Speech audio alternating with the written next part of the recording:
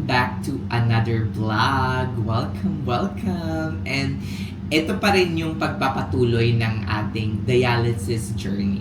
This time ay pag-uusapan naman natin kung magkano yung sinasahod ko. May nagtanong na nga kung magkano daw yung bigayan dito sa Houston ng acute hemodialysis nursing. Actually guys, di ko siya masasagot ng exactly how much you will be given. Now, even if you don't have wala kang hemodialysis experience, you are transitioning from bedside to acute hemodialysis and you are here in Houston, it would still depends on your previous bedside nursing experience. Accumulative bedside nursing experience. Kasi in my case, of course, I did not start 32, 36, 38, or even 40. That will be a sweet side pag tinanggap ko yung ganong rate dito sa Houston. Of course, I can still live with that kind of rate, but I have been here for like 3 years already in the US, and at the same time, I still have experience in the past, both in the Philippines and in Saudi Arabia. Diba? So, they offer me a good paycheck or a good rate here in Houston. Let's just say there is pay cut from kasi syempre galing akong bedside. There's no pay cut if I compare my rate here and in Ohio. Definitely no, mas mataas pa siya. And pero if I compare yung rate ko sa pinanggalingan kong ED dito mismo sa Houston papunta ng acute hemodialysis nursing, is that there is really a pay cut. Diba? Meron talaga siyang pay cut. Kasi nga, syempre, mas mahirap yung emergency nursing, mas mahirap yung bedside kumpara sa acute hemodialysis nursing. Stress-wise, patience ratio, lahat.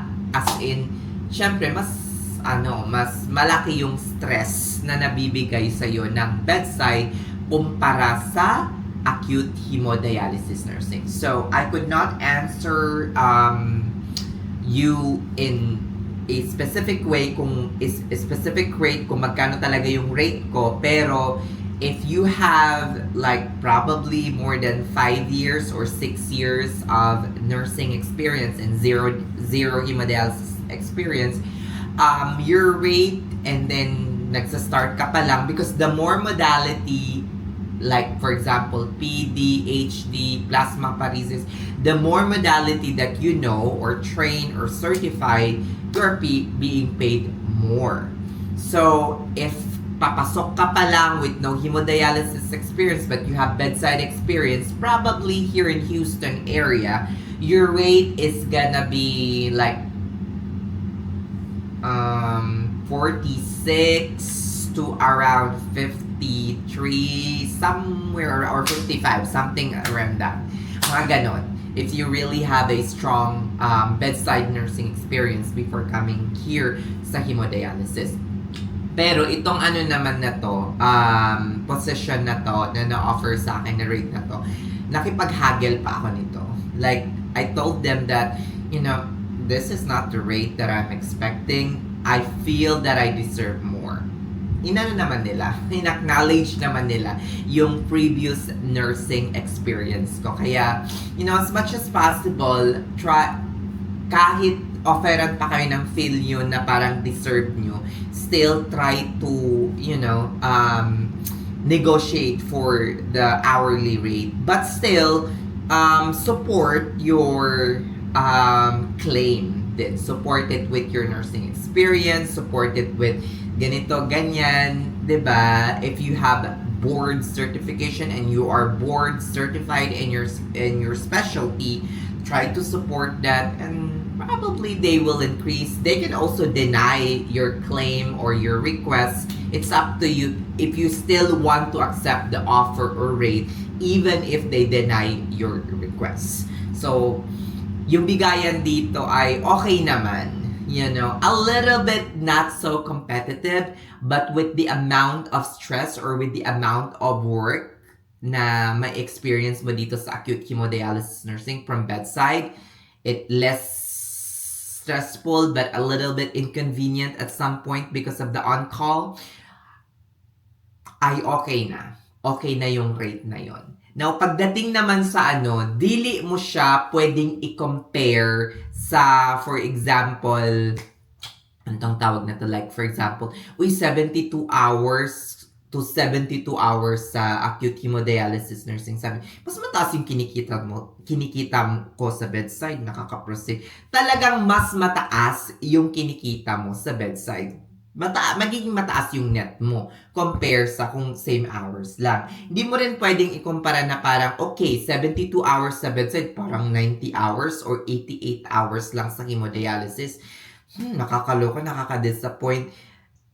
That is, for me, in my own point of view, that is not a fair comparison.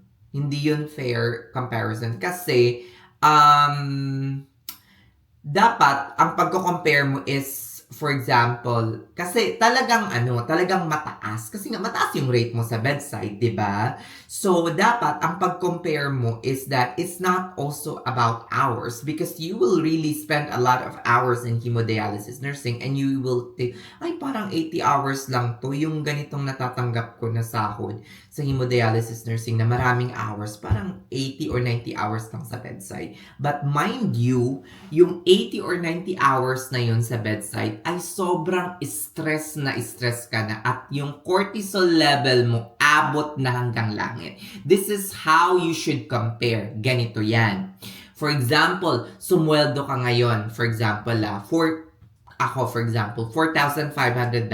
Okay. Itong $4,500 na to, dito sa acute hemodialysis nursing na ma-receive ko, for example, because naka-receive na ako ng ganon dito mismo, 4,500, 3,800, mga ganong salary. So, kung naka-receive ako ng 4,500, i-compare ko siya na pag naka-receive ba ako ng 4,500 sa bedside, regardless of how many hours that I have put in, stress na ba ako? The answer is yes. Because in the past, if I receive close to 5 or more than $4,000, I am already stressed with the hours. Pero dito sa hemodialysis nursing, I'm receiving more than 4K without even stressing so much myself. Yes, I need to go back and forth to the hospital. I need to go on call. I need to be there in long hours, sometimes 17 hours, sometimes 18 hours a day.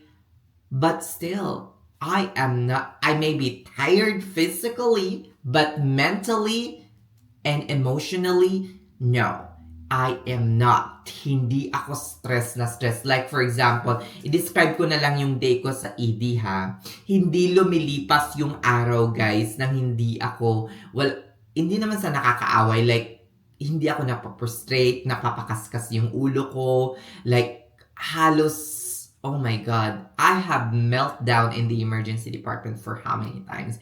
And I have said, like for example, yung mga, oh my God, this patient is driving me nuts, mga ganon.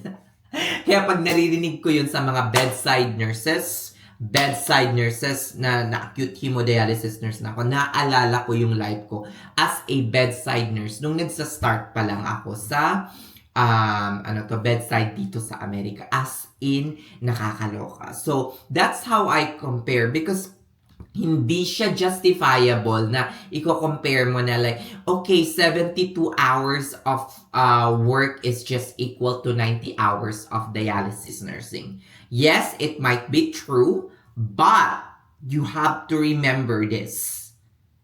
Yung 90 hours mo sa dialysis nursing is not so stressful compared to the 72 hours that you have accumulated or invest in sa bedside nursing. That is a fact because I have already experienced both. Okay? Shut up!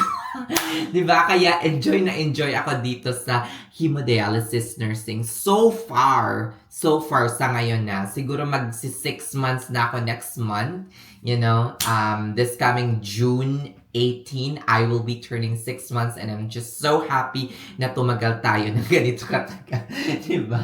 Sana, I'm not saying na dito na talaga ako sa hemodialysis nursing, that I will spend the rest of my life here in hemodialysis nursing. Who knows? You know, I will change career after 1 or 2 years. Like, for example, I will take up masters and pursue my lifelong dream of becoming a nurse educator. But not for now, because I don't want to be salaried.